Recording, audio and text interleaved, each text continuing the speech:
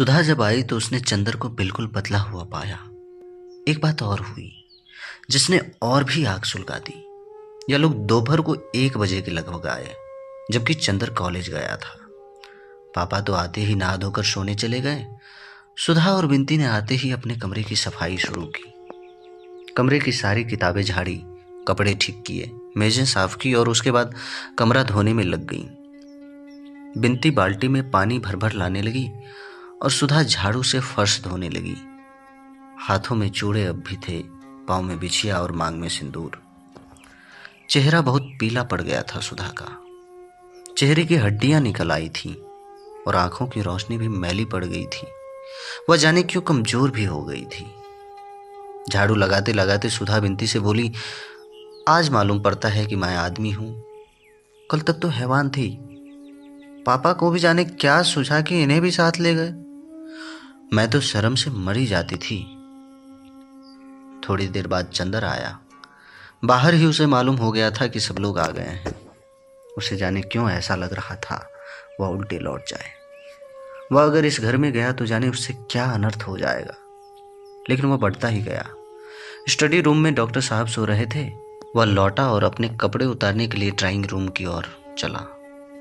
सुधा ने जो ही आहट पाई वह फौरन झाड़ू फेंक कर भागी।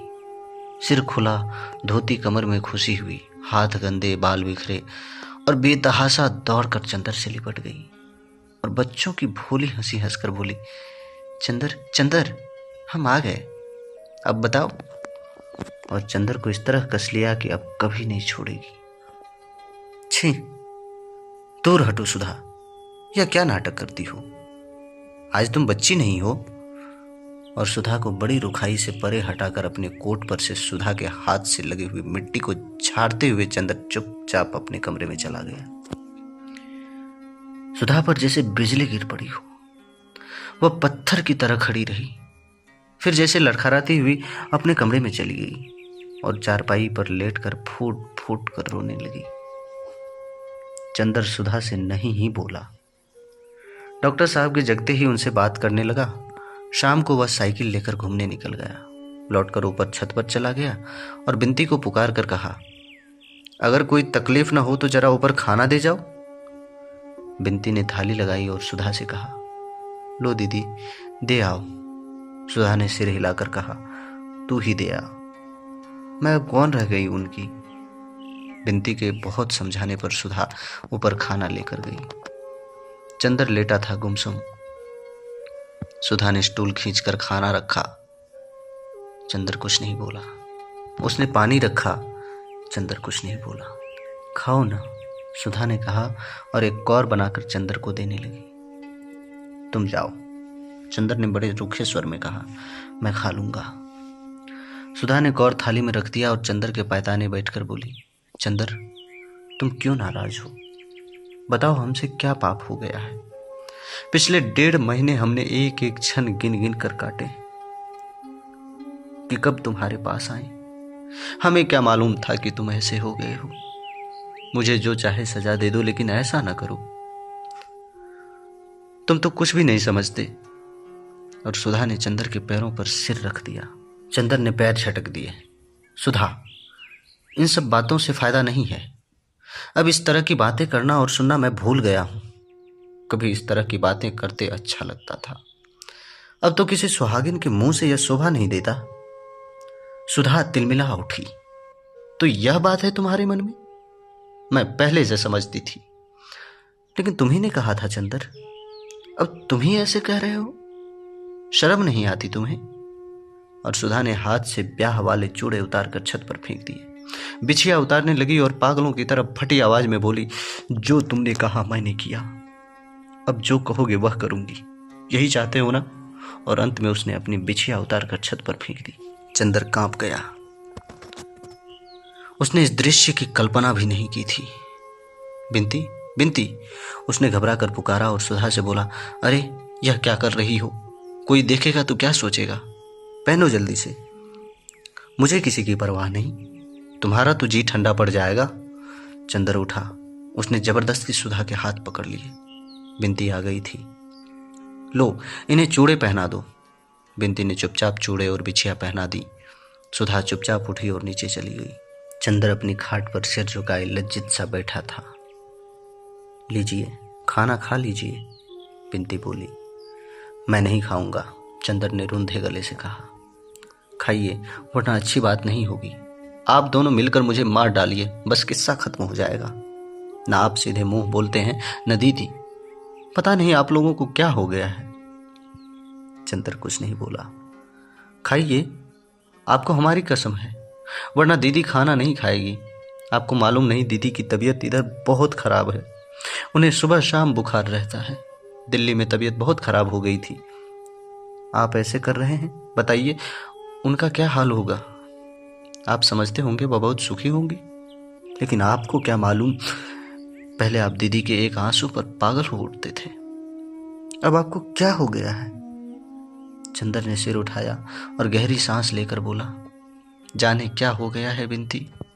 मैं कभी नहीं सोचता था कि सुधा को मैं इतना दुख दे सकूंगा। इतना अभागा हूं कि मैं खुद भी इधर घुलता रहता हूं और सुधा को भी इतनी दुखी कर दिया। और सचमुच चंदर की आंखों में आंसू भर आए। बिंती चंदर के पीछे खड़ी थी। चंदर का सिर अपने छाती में लगाकर आंसू पूंछती हुई बोली, छी, अब और दुखी होइएगा तो दीदी और भी रोएंगी। लीजिए, खाइए। जाओ, दीदी को बुला लो और उन्हें भी खिला दो, चंदर ने कहा। बिंती गई, फिर लौटकर बोली, बहुत रो रही है। अब आज उनका नशा उतर जाने दीजिए, तब कल बात कीजिएगा। फिर सुधा ने न खाया तो?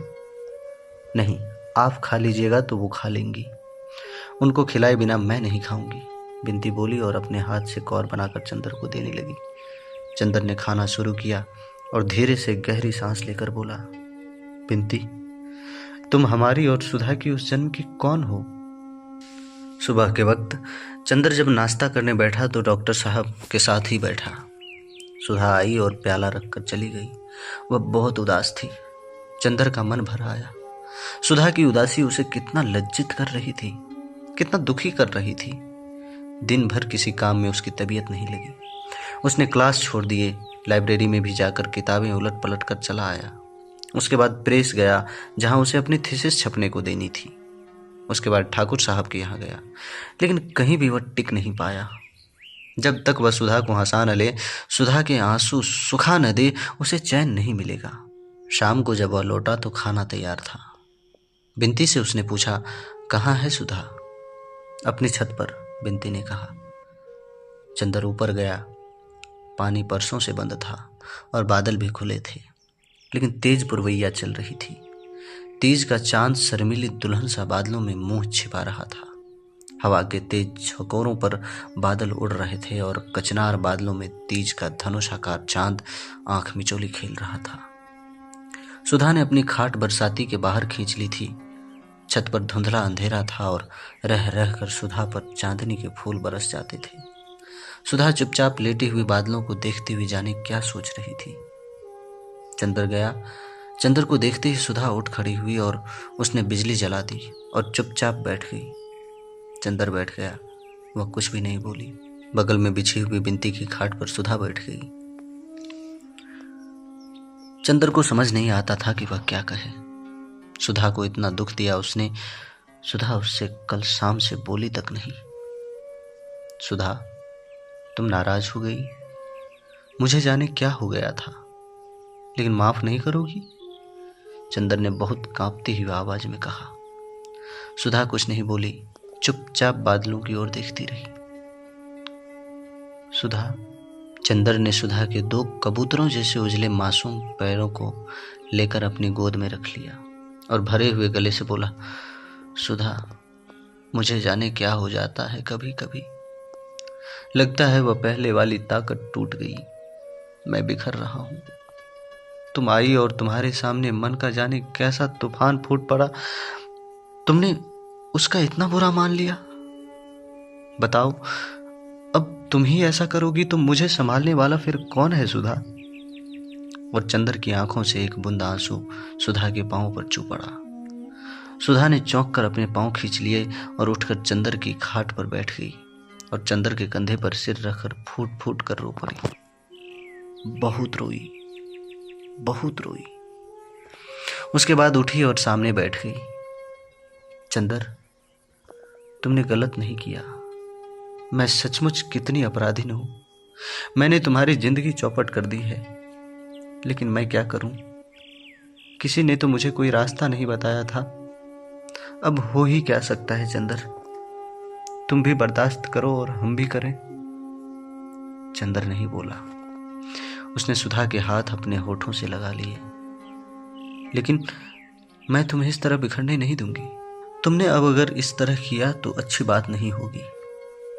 फिर हम तो बराबर हर पल तुम्हारे ही बारे में सोचते रहे और तुम्हारी ही बातें सोच सोच कर अपने को धीरज देते रहे, और तुम इस तरह करोगे तो नहीं सुधा, मैं अपने को टूटने नहीं दूंगा। तुम्हारा प्यार मेरे साथ है। लेकिन इधर मुझे जाने क्या हो गया था। हाँ, समझ लो चंदर, तुम्हें हमारे सुहाग की लाज है। हम कितने दुखी हैं तुम समझ नहीं सकते। एक तुम ही को देखकर हम थोड़ा सा दुख दर्द भूल जाते हैं, सो तुम भी इस तरह करने लगे। हम लोग कितने अभागे हैं। और वह फिर चुपचाप लेटकर ऊपर देखती हुई जाने क्या सोचने लगी। चंदर ने एक बार धुंधली रेशमी चांदनी में मुरझाए हुए सोन जूही के फूल जैसे मुंह की ओर देखा और सुधा के नरम गुलाबी होठों पर उंगलियां रख दी। थोड़ी देर वह आंसू में भीगे हुए गुलाब की दुख भरी पंखुड़ियां से उंगलियां उलझाए रहा और फिर बोला, क्या सोच रही थी? चंदर ने बहुत दुलार से सुधा के माथे पर हाथ फेर कर कहा। सुधा एक फीकी हंसी हंसकर बोली, जैसे आज लेटी हुई बादलों को देख रही हूं और पास तुम बैठे हो, उसी तरह एक दिन कॉलेज में दोपहर को मैं और गेशु लेटे हुए बादलों को देख रहे थे। उस दिन उसने एक शेर सुनाया था, कैफ बरदोस बादलों को न देख, बेखबर तो कुचल न जाए कहीं। उसका कहना कितना सच निकला। भाग्य ने कहां ले जा पटका मुझे। क्यों, वहां तुम्हें कोई तकलीफ तो नहीं? चंदर ने पूछा। हाँ, समझते तो सब यही हैं, लेकिन जो तकलीफ है वह मैं जानती हूं या बिनती जानती है। सुधा ने गहरी सांस लेकर कहा, वहां आदमी भी बने रहने का अधिकार नहीं। क्यों? चंदर ने पूछा। क्या बताएं तुम्हें चंदर, कभी कभी मन में आता है कि डूब मरूं। ऐसे भी जीवन होगा मेरा, यह कभी मैं नहीं सोचती थी। सुधा ने कहा। क्या बात है, बताओ ना, चंदर ने पूछा। बता दूंगी देवता, तुमसे भला क्या छुपाऊंगी, लेकिन आज नहीं, फिर कभी। सुधा ने कहा, तुम परेशान मत हो। कहाँ तुम, कहाँ दुनिया। काश कि कभी तुम्हारी गोद से अलग न होती मैं। और सुधा ने अपने मुंह चंदर की गोद में छिपा लिया। चांदनी की पंखुड़ियां बरस पड़ी। उल्लास और रोशनी का मलय पवन फिर लौट आया था। फिर एक बार चंदर सुधा और बिनती के प्राणों को विभोर कर गया था कि सुधा को महीने भर बाद ही जाना था, और सुधा भूल गई कि शाहजहांपुर से भी उसका कोई नाता है। बिनती का इम्तिहान हो गया था और अक्सर चंदर और सुधा बिनती के ब्याह के लिए गहने और कपड़े खरीदने जाते। जिंदगी फिर खुशी के हिलकोरों पर झूलने लगी थी। बिनती का ब्याह उतरते अगहन में होने वाला था। अब 2-2.5 महीने रह गए थे। सुधा और चंदर जाकर कपड़े खरीदते और लौटकर बिनती को जबरदस्ती पहनाते और गुड़िया की तरह उसे सजाकर खूब हंसते। दोनों के बड़े बड़े हौसले थे बिनती के लिए। सुधा बिनती को सलवार और चुन्नी का एक सेट और गरारा और कुर्ते का एक सेट देना चाहती थी। चंदर बिनती को एक हीरे की अंगूठी देना चाहता था। चंदर बिनती को बहुत स्नेह करने लगा था। वह बिनती के ब्याह में भी जाना चाहता था, लेकिन गांव का मामला, कानी कुब्जों की बारात। शहर में सुधा, बिनती और चंदर को जितनी आज़ादी थी उतनी वहां भला क्यों कर हो सकती थी। फिर कहने वालों की जबान, कोई क्या कह बैठे। यही सब सोचकर सुधा ने चंदर को मना कर दिया था। इसलिए चंदर यही बिनती को जितने उपहार और आशीर्वाद देना चाहता था दे रहा था। सुधा का बचपन लौट आया था और दिन भर उसकी शरारतों और किलकारियों से घर हिलता था। सुधा ने चंदर को इतनी ममता में डुबो दिया था कि एक क्षण को वह चंदर को अपने से अलग नहीं रहने देती थी। जितनी देर चंदर घर में रहता, सुधा उसे अपने दुलार में, अपनी सांसों की गरमाई में समेटे रहती थी। चंदर के माथे पर हर क्षण वह जाने कितनी स्नेह बिखेरती रहती थी। एक दिन चंदर आया तो देखा कि बिनती कहीं गई है और सुधा चुपचाप बैठी हुई बहुत से पुराने खतों को संभाल रही थी। एक गंभीर उदासी का बादल घर में छाया हुआ है। चंदर आया, देखा सुधा के आंखों में आंसू भरे बैठी है। क्या बात है सुधा? रुखसत की चिट्ठी आ गई चंदर, परसों शंकर बाबू आ रहे हैं। चंदर के हृदय की धड़कनों में जैसे किसी ने हथौड़ा मार दिया हो। वह चुपचाप बैठ गया। अब सब खत्म हुआ चंदर। सुधा ने बड़ी ही करुण मुस्कान से कहा, अब साल भर के लिए विदा, और उसके बाद जाने क्या होगा। चंदर कुछ नहीं बोला, वहीं लेट गया और बोला, सुधा दुखी मत हो। आखिर कैलाश इतना अच्छा है, शंकर बाबू इतने अच्छे हैं, दुख किस बात का। रहा मैं तो अब मैं सशक्त रहूंगा, तुम मेरे लिए मत घबराओ। सुधा एकटक चंदर की ओर देखती रही, फिर बोली, चंदर तुम्हारे जैसे सब क्यों नहीं होते। तुम सचमुच इस दुनिया के योग्य नहीं हो। ऐसे ही बने रहना चंदर मेरे। तुम्हारी पवित्रता ही मुझे जिंदा रख सकेगी, वरना मैं तो जिस नरक में जा रही हूं, तुम उसे नरक क्यों कहती हो, मेरी समझ में नहीं आता। तुम नहीं समझ सकते, तुम अभी बहुत दूर हो इन सब बातों से। लेकिन सुधा बड़ी देर तक चुप रही, फिर खत सब एक और खिसका दिए और बोली, चंदर उनमें सब कुछ है, वे बहुत अच्छे हैं, बहुत खुले विचार के हैं, मुझे बहुत चाहते हैं, मुझ पर कहीं से कोई बंधन नहीं। लेकिन इस सारे स्वर्ग का मोल जो देकर चुकाना पड़ता है, उससे मेरी आत्मा का कण कण विद्रोह कर उठता है। और सहसा घुटनों में मुंह छिपा कर रो पड़ी। चंदर उठा और सुधा के माथे पर हाथ रखकर बोला, छी, रो मत सुधा, अब तो जैसा है जो कुछ भी है बर्दाश्त करना पड़ेगा। कैसे करूं चंदर, वह इतने अच्छे हैं और इसके अलावा इतना अच्छा व्यवहार करते हैं कि मैं उनसे क्या कहूं, कैसे कहूं। सुधा बोली,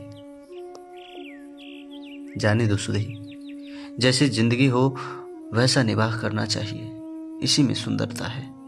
और जहां तक मेरा ख्याल है, वैवाहिक जीवन के प्रथम चरण में यह नशा रहता है, फिर किसको यह सोचता है। आओ चलो चाय पिए, उठो, पागलपन नहीं करते, परसों चली जाओगी, रुलाकर नहीं जाना होता, उठो। चंदर ने अपने मन की जुगुप्सा पीकर ऊपर से बहुत स्नेह से कहा। सुधा उठी और चाय लेकर आई।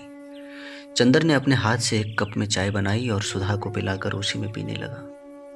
चाय पीते पीते सुधा बोली, चंदर तुम ब्याह मत करना, तुम इसके लिए नहीं बने हो। चंदर सुधा को हंसाना चाहता था। चल स्वार्थी कहीं की, क्यों न करूं ब्याह, जरूर करूंगा, और जनाब दो करूंगा। अपने आप तो कर लिया और मुझे उपदेश दे रही है। सुधा हंस पड़ी।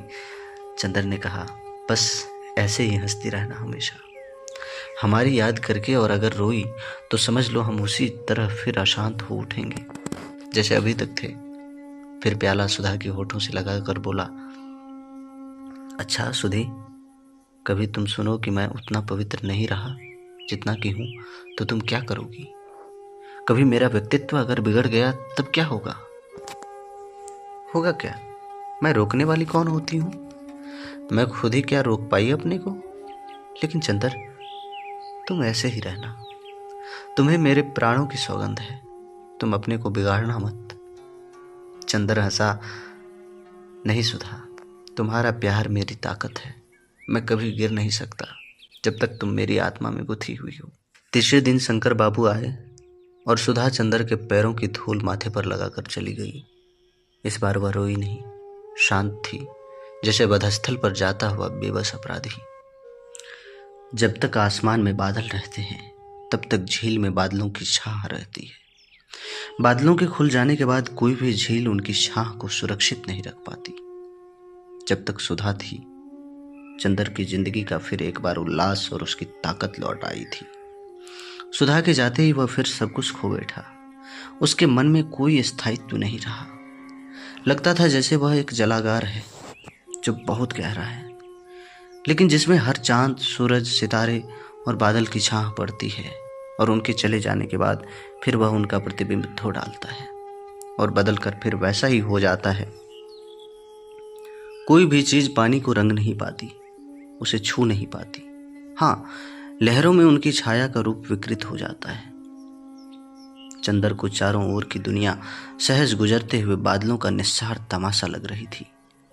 कॉलेज की चहल पहल, ढलती हुई बरसात का पानी, थीसिस और डिग्री, बर्टी का पागलपन और पम्मी के खत, ये सभी उसके सामने आते और सपनों की तरह गुजर जाते। कोई चीज उसके हृदय को छू ना पाती।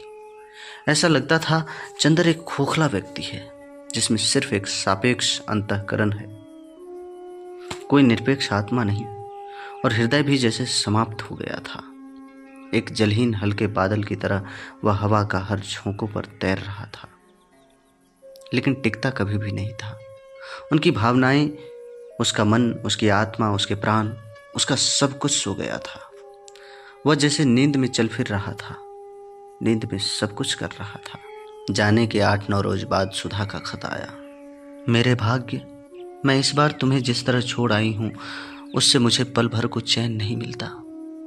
अपने को तो बेच चुकी हूं, अपने मन के मोती को कीचड़ में फेंक चुकी हूं। तुम्हारी रोशनी को ही देखकर कुछ संतोष है।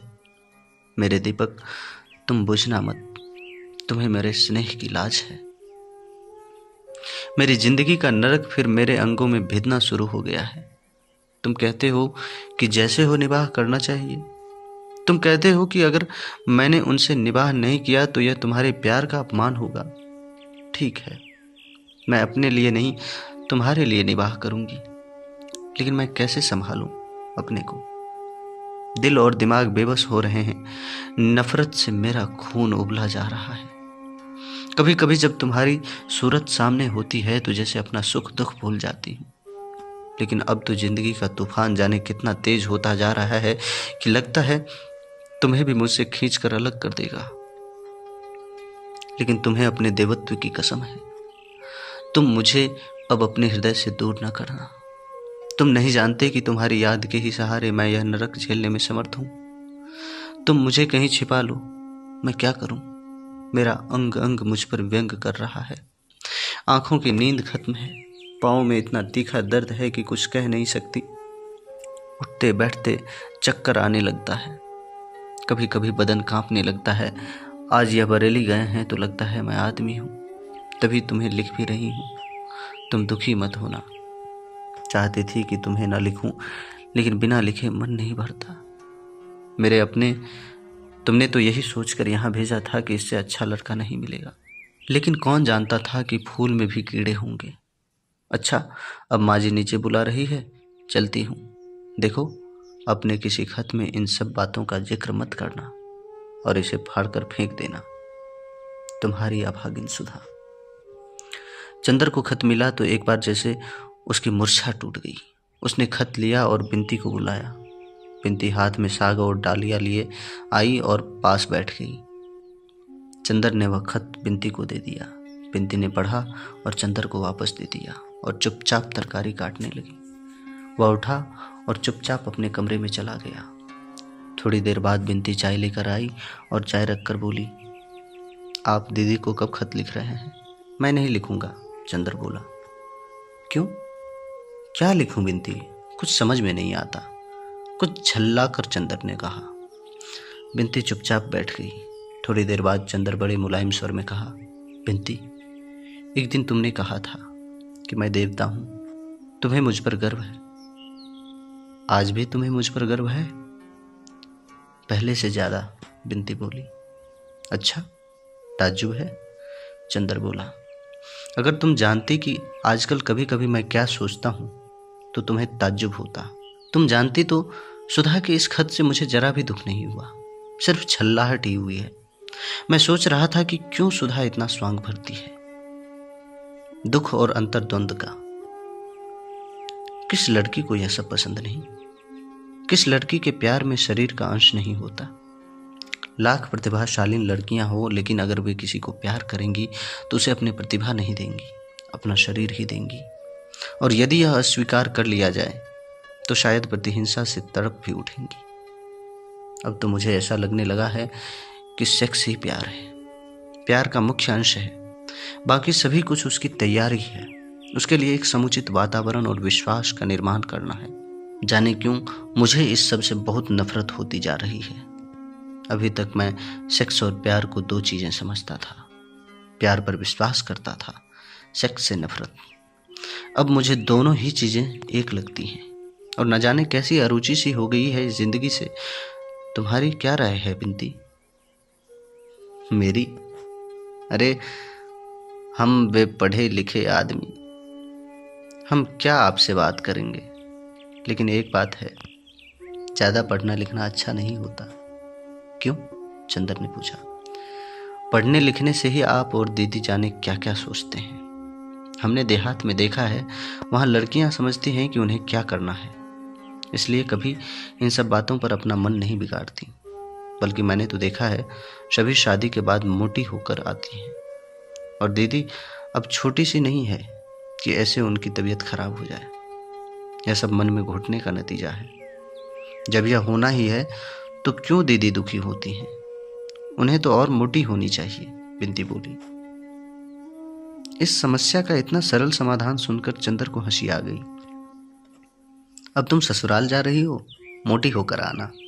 तत आप तो मजाक करने लगे। लेकिन बिंती, तुम इस मामले में बड़ी विद्वान मालूम देती हो। अभी तक यह विद्वता कहाँ छिपा रखी थी? नहीं, आप मजाक ना बनाइए। तो मैं सच बताऊं कि देहाती लड़कियां शहर की लड़कियों से ज्यादा होशियार होती है इन सब मामलों में। सच? चंदर ने पूछा। वह गांव की जिंदगी को बेहद निरीह समझता था। हाँ और क्या, वहां इतना दुराव, इतना गोपन नहीं है। सभी कुछ उनके जीवन का उन्मुक्त है और ब्याह के पहले ही वह लड़कियां सब कुछ। अरे नहीं, चंदर ने बेहद ताज्जुब से कहा। लो, यकीन नहीं होता आपको?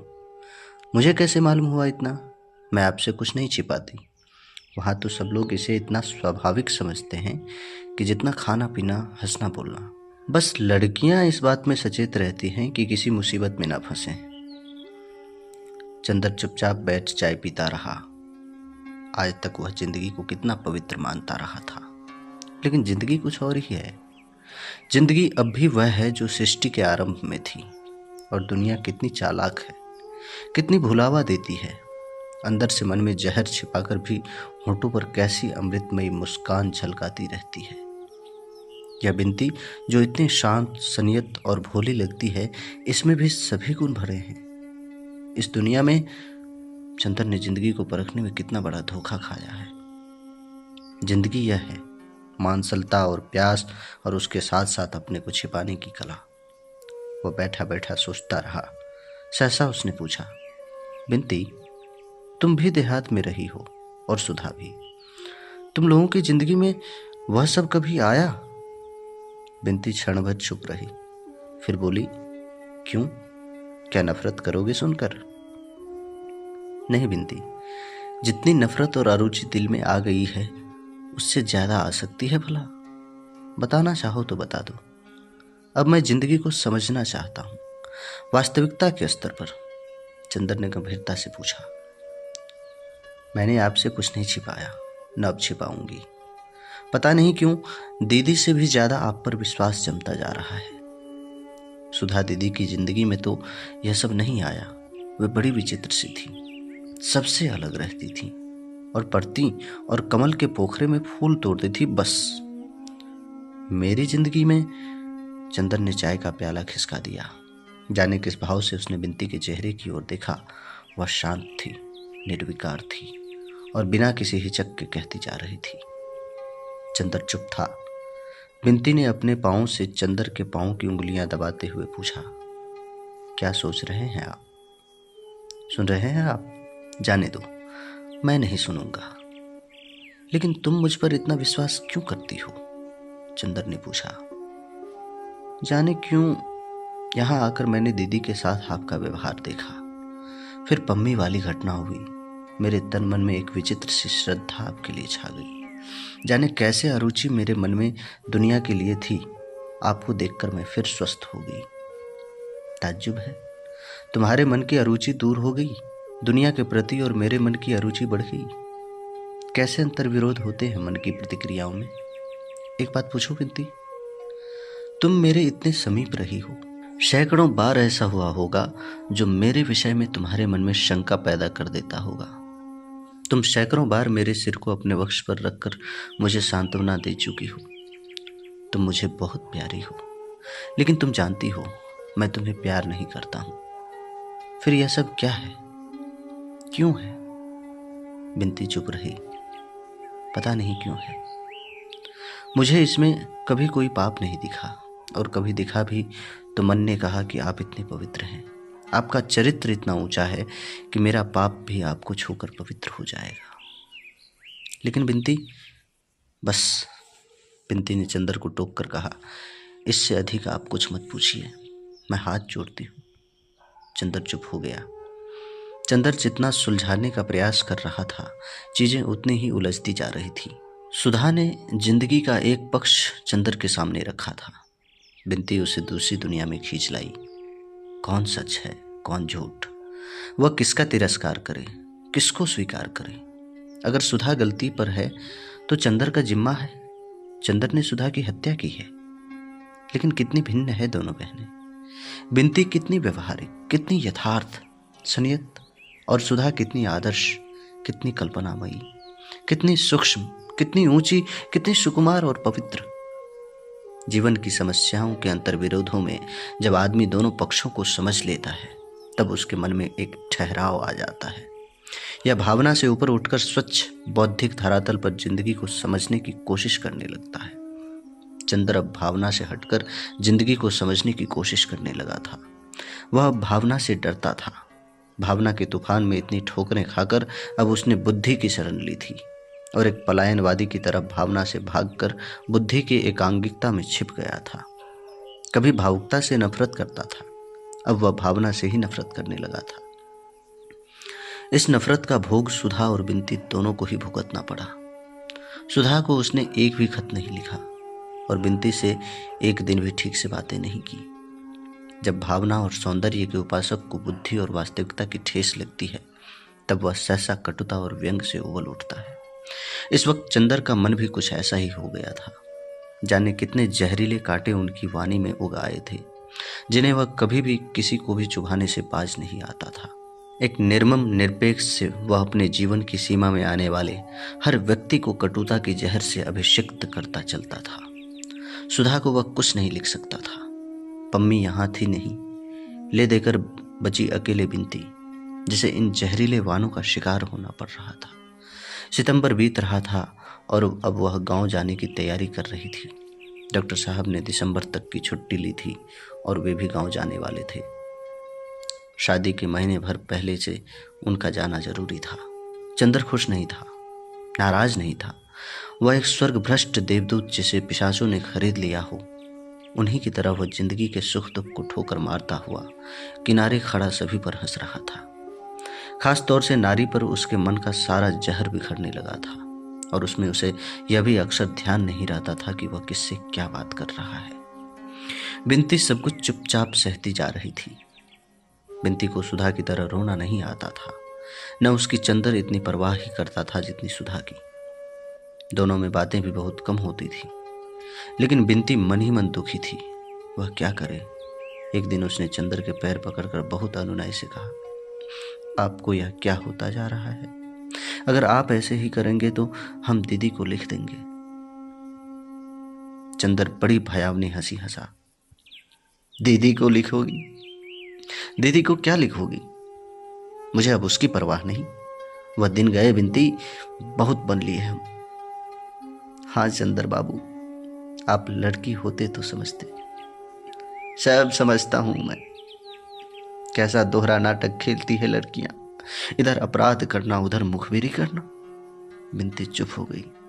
एक दिन जब चंदर कॉलेज से आया तो उसके सिर में दर्द हो रहा था। वह आकर चुपचाप लेट गया। बिंती ने आकर पूछा तो बोला, क्यों क्यों? मैं बतलाऊं कि क्या है? तुम मिटा दोगी? बिंती ने चंदर के सिर पर हाथ रखकर कहा, चंदर, तुम्हें क्या होता जा रहा है? देखो कैसी हड्डियां निकल आई हैं इधर। इस तरह अपने को मिटाने से क्या फायदा? मिटाने से? चंदर उठकर बैठ गया। मैं मिटाऊंगा अपने को लड़कियों के लिए? छी, तुम लोग अपने आप को क्या समझती हो? क्या है तुम लोगों में? क्या है सिवा एक नशीली मानसिकता के? इसके लिए मैं अपने आप को मिटाऊंगा? बिंती ने चंद्र को फिर लिटा दिया। इस तरह अपने को धोखा देने से क्या फायदा चंद्र बाबू? मैं जानती हूँ दीदी के न होने से आपकी जिंदगी में कितना बड़ा अभाव है, लेकिन दीदी के न होने पर क्या मतलब है तुम्हारा? मेरा मतलब आप खूब समझते हैं। मैं जानती हूँ दीदी होती तो आप इस तरह न मिटाते अपने आप को। मैं जानती हूँ कि दीदी के लिए आपके मन में क्या है। बिंती ने सिर में तेल डालते हुए कहा। दीदी के लिए क्या था? चंद्र हंसा, बड़ी विचित्र हंसी। दीदी के लिए मेरे मन में एक आदर्शवादी भावुकता थी जो अधकचरे मन की उपज थी। एक ऐसी भावना थी जिसके औचित्य पर ही मुझे विश्वास नहीं। वह एक सनक थी। सनक? बिंती थोड़ी देर के लिए चुपचाप सिर में तेल ठोकती रही, फिर बोली, अपनी सांसों से बनाई देव मूर्ति पर इस तरह लात तो न मारिए, आपको शोभा नहीं देता। बिंती के आंख में आंसू आ गए। कितनी अभागी है दीदी। चंद्र एकटक बिंती की ओर देखता रहा और फिर बोला, मैं अब पागल हो जाऊंगा बिंती। मैं आपको पागल नहीं होने दूंगी। मैं आपको छोड़कर नहीं जाऊंगी। मुझे छोड़कर नहीं जाओगी? चंद्र फिर हंसा। जाइए आप। अब आप श्रीमती बिंती होने वाली हैं। आपका ब्याह होगा। मैं पागल हो रहा हूं, इससे क्या हुआ? इन सब बातों से दुनिया नहीं रुकती, शहनाइयां नहीं बंद होती, बंधनवार नहीं तोड़े जाते। मैं नहीं जाऊंगी चंद्र अभी। तुम मुझे नहीं जानते। तुम्हारी इतनी ताड़ना और व्यंग सहकर भी तुम्हारे पास रही। अब दुनिया भर की लांछना और व्यंग सहकर तुम्हारे पास रह सकती हूँ। बिंती ने तीखे स्वर में कहा। क्यों? तुम्हारे रहने से क्या होगा? तुम सुधा नहीं हो। तुम सुधा नहीं हो सकती। जो सुधा है मेरी जिंदगी में वह कोई नहीं हो सकती, समझी? और मुझ पर एहसान मत जताओ। मैं मर जाऊं, मैं पागल हो जाऊं, किसी का साझा। क्यों तुम मुझ पर इतना अधिकार समझने लगी? अपनी सेवा के बल पर मैं इतनी रत्ती भर परवाह नहीं करता। जाओ यहां से। और उसने बिंती को धकेल दिया। तेल की शीशी उठाकर बाहर फेंक दी। बिंती रोती हुई चली गई। चंद्र उठा और कपड़े पहनकर बाहर चल दिया। ये लड़कियां समझती हैं एहसान कर रही है मुझ पर। बिंती के जाने की तैयारी हो गई थी और लिया दिया जाने वाला सारा सामान पैक हो रहा था। डॉक्टर साहब भी महीने भर की छुट्टी लेकर जा रहे थे। उस दिन की घटना के बाद फिर बिंती चंद्र से बिल्कुल ही नहीं बोली थी। चंद्र भी कभी नहीं बोला। ये लोग कार पर जाने वाले थे। सारा सामान पीछे आगे लादा जाने वाला था। डॉक्टर साहब कार लेकर बाजार गए थे। चंद्र उनका होल्डॉल संभाल रहा था। बिंती आई और बोली, मैं आपसे बातें कर सकती हूँ? हाँ हाँ। तुम उस दिन की बात की बुरा मान गई? अमूमन लड़कियां सच्ची बात की बुरा मान जाती है। बोलो क्या बात है? चंद्र ने इस तरह कहा जैसे कुछ हुआ ही ना हो। बिंती की आंख में आंसू थे। चंद्र, आज मैं जा रही हूँ। हाँ, यह तो मालूम है। उसी का इंतजाम कर रहा हूँ। पता नहीं मैंने क्या अपराध किया चंद्र कि तुम्हारा स्नेह खो बैठी। ऐसा ही था चंद्र, तो आते ही आते इतना स्नेह तुमने दिया ही क्यों था? मैं तुमसे कभी दीदी का स्थान नहीं मांग रही थी। तुमने मुझे गलत क्यों समझा?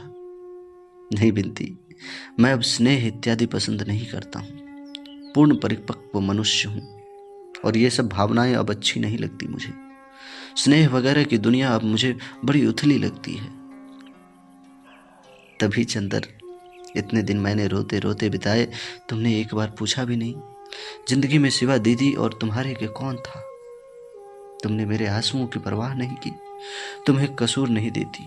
कसूर मेरा ही होगा चंद्र। नहीं, कसूर की बात नहीं बिनती। औरतों के रोने की कहाँ तक परवाह की जाए? वे कुत्ते बिल्ली तक के लिए उतने ही दुख से रोती है। खैर चंद्र, ईश्वर करे तुम जीवन भर इतने मजबूत रहो। मैंने अगर कभी तुम्हारे लिए कुछ किया, वैसे किया भी क्या, लेकिन अगर कुछ भी किया तो सिर्फ इसलिए कि मेरे मन की जाने वाली कितनी ममता तुमने जीत ली। या मैं हमेशा इस बात के लिए पागल रहती थी कि तुम्हें जरा भी ठेस न पहुंचे। मैं क्या कर डालूं तुम्हारे लिए?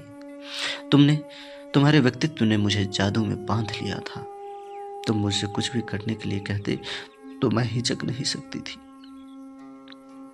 लेकिन खैर, तुम्हें मेरी जरूरत नहीं थी। तुम पर भार हो उठती मैंने अपने को खींच लिया।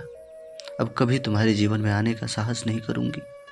यह भी कैसे कहूं कि कभी तुम्हें मेरी जरूरत पड़ेगी। मैं जानती हूं तुम्हारे तूफानी व्यक्तित्व के सामने मैं बहुत तुच्छ हूं, तिनके से भी तुच्छ, लेकिन आज जा रही हूं। अब कभी यहां आने की साहस न करूंगी। लेकिन क्या चलते वक्त आशीर्वाद भी न दोगे? कुछ आगे का रास्ता न बताओगे? बिंती ने झुककर चंद्र के पैर पकड़ लिए और सिसक सिसक कर रोने लगी। चंद्र ने बिंती को उठाया और पास की कुर्सी पर बिठा दिया और सिर पर हाथ रखकर बोला, आशीर्वाद देवताओं से मांगा जाता है। मैं अब प्रेरित बन चुका हूं बिंती।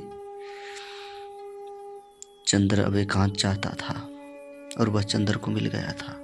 पूरा घर खाली, एक महाराजिन, माली और नौकर, और सारे घर में सिर्फ सन्नाटा, और उस सन्नाटे का प्रेत चंद्र। चंद्र चाहे जितना टूट जाए, चाहे जितना बिखर जाए, लेकिन चंद्र हारने वाला नहीं था। वह हार भी जाए, लेकिन हार स्वीकार करना उसे नहीं आता था। उसके मन में अब सन्नाटा था। अपने मन की पूजा गृह में स्थापित सुधा की पावन प्रांजल देव मूर्ति को उसने कठोरता से उठाकर बाहर फेंक दिया था। मंदिर की मूर्तिमयी पवित्रता बिंती को अपमानित कर दिया था और मंदिर के पूजा उपकरणों को, अपने जीवन के आदर्शों और मानदंडों को उसने चूर चूर कर डाला था। और बुत शिकन विजेता की तरह क्रूरता से हंसते हुए मंदिर के भग्नावशेषों पर कदम रखकर चल रहा था। उसका मन टूटा हुआ खंडहर था, जिसके उजाड़ बेछत कमरों में चमगादड़ बसेरा करते हैं और जिसके ध्वंसावशेषों पर गिरगिट पहरा देते हैं। काश कि कोई उन खंडहरों की ईंटें उलट कर देखता तो हर पत्थर के नीचे पूजा मंत्र सिसकते हुए मिलते। हर धूल की परत में घंटियों की बेहोश ध्वनियां मिलती। हर कदम पर मुरझाए हुए पूजा के फूल मिलते और हर शाम सवेरे भग्न देव मूर्ति की करुण रुदन दीवारों पर सिर पटकता हुआ मिलता। लेकिन चंद्र ऐसा वैसा दुश्मन नहीं था। उसने मंदिर को चूर चूर कर उस पर अपने गर्व का पहरा लगा दिया था कि कभी भी कोई उस पर खंडहर के अवशेष खुरेद कर पुराने विश्वास, पुरानी अनुभूतियां, पुरानी पूजाएं फिर से न जगा दे। बुत शिकन तो मंदिर तोड़ने के बाद सारा शहर जला देता है ताकि शहर वाले फिर उस मंदिर को न बना पाए। ऐसा था चंद्र। अपने मन को सुनसान कर लेने के बाद उसने अपनी जिंदगी, अपना रहन सहन, अपना मकान और अपना वातावरण भी सुनसान कर लिया था। अगहन आ गया था, लेकिन उसके चारों ओर जेठ की दोपहरी से भी भयानक सन्नाटा था। बिंती जब से गई उसने कोई खत नहीं भेजा था। सुधा के भी पत्र बंद हो चुके थे। पम्मी के 2 खत आए। पम्मी आजकल दिल्ली घूम रही थी, लेकिन चंद्र ने पम्मी को कोई जवाब नहीं दिया। अकेला, अकेला, बिल्कुल अकेला। सहारा मरुस्थल की नीरस भयावनी शांति, और वह भी जब तक कांपता हुआ लाल सूरज बालू के क्षितिज पर अपनी आखिरी सांस तोड़ रहा हो और बालू के टीलों की अधमरी छायाएं लहरदार बालू पर धीरे धीरे रेंग रही हो।